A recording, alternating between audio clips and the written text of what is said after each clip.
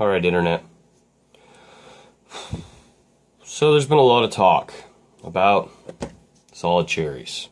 Solid copper cherries. So this is a solid copper cherry. It's been patinaed, but you can see there's some non-patinaed spots in there. Alright, first I'm going to address the biggest elephant in the room to me. That's the button.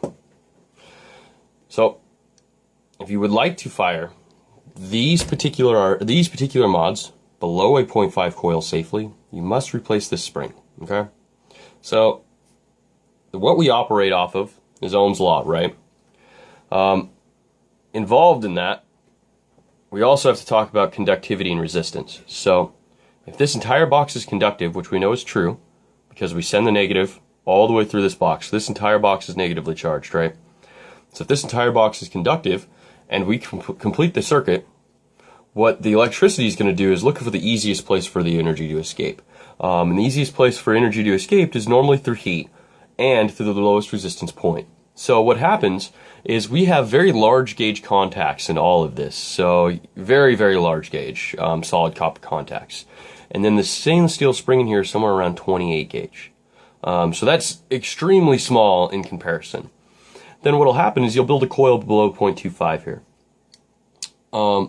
And the resistance point will then change. The easiest place for the electricity to go will then be right here. That stainless steel 28 gauge line will light up just like a coil. And then if we know anything about cheap Chinese steel, what'll happen to that coil as it gets overheated is it's going to fail. And when that fails, a lot of the times it fails in this position. So meaning that it will heat up and continue to auto fire. Alright, so as I said, the easiest way to combat that, replace this spring with a solid copper core spring. Done. Not an issue. This is a non-issue anymore. Okay, so now let's talk about the big myth rolling around, okay? That these will not fire if you bridge the outside of the case to the outside of the deck. That it was fixed. Okay, first off, that is by design, okay guys? That is how these work, alright? I'm tired of hearing about it. If you don't understand, this may not be the box for you, okay? The negative of the battery is the entire box. So this entire outside of this case is negatively charged. The only positive charge to this is at the top, and it touches directly to a 510 pin, directly to a center post. So, what do we know about center posts? They are milled to a deck, or they're grounded to a deck. What does that mean to us? That means our deck is positively charged. So, what happens when we connect the negative to the positive? Well, what happens when we turn on a light switch? The light comes on, right? So, let's hold a piece of wire here. My finger is not on the button. Let us bridge the front here. We gotta move up a little. My wire's a little short. So, clear coat and patina will make this slightly more difficult because they are non-conductive. This is also why you have to clean your 510s and devices once they start patinaing, and it'll start misfiring. Here, let me find a cleaner piece of copper. Alright, here's a cleaner piece of copper. So we'll go ahead and touch that right here. We're not on the positive of the battery. I'll show you that. Finger is not on the button. Oh wow, it's already firing. So here you go.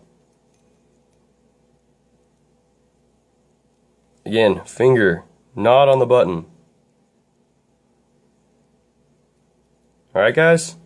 So yes, square RDAs will fire. Over 22 millimeter RDAs will fire. Alright? That is how this box is made. If metal touches, if positive touches the negative, it will fire. So please, if you're one of the people saying that the cherry bombers will not fire, stop. You're gonna hurt somebody, okay? Just knock it off, right? Do a little research before you start telling people things that are dangerous, all right? It's just irresponsible in my opinion, okay? You can disagree with me all you want, But I'll stand by the fact that I think that you're going to hurt somebody by not doing basic research, okay? This is just really basic science, guys. So it's really honestly concerning to me that this is an issue, okay? So I really encourage everyone that didn't know how this worked to really step back and think about what you guys are doing, and think about how much voltage and how much amperage you guys are pushing next to your face, and maybe stop and read a little bit about electricity, conductivity, Ohm's law, resistance, and understand how these things are working so that you can operate them safely, all right? I don't want to see anyone get hurt. I don't want to see this industry get hurt because people don't understand how these things work, okay? This is a very ingenious device, in my opinion. It's very simple. It works very well. And, you know, the downside to that is being so simple is it has less safety, okay? So if you don't understand the things that I'm talking about in this video, I would really highly encourage you to look at regulated boxes with safeties built in for you, okay? Unregulated may not be for you yet. I also recommend that you probably don't super sub-ohm too much. You probably shouldn't go below 0.5 if you don't understand these properties. Personally, I wouldn't go below an ohm if I didn't understand these properties, but that's me. I'm not here to babysit. I'm not here to chastise. I'm here to keep you guys safe. I'm honestly concerned about all of the talk going around about these guys, and it makes me, I don't know, it really worries me. I really want you guys to stay safe. So, if you have any questions, please leave them down below. I'm not trying to be a jerk. I just really, this is a very, very important thing for people to understand. So I'm being frank. I'm being very, very frank. I'm not going to sugarcoat this shit anymore. Basic science. If you don't get it, get out. Okay? Thanks, guys. Have a great day.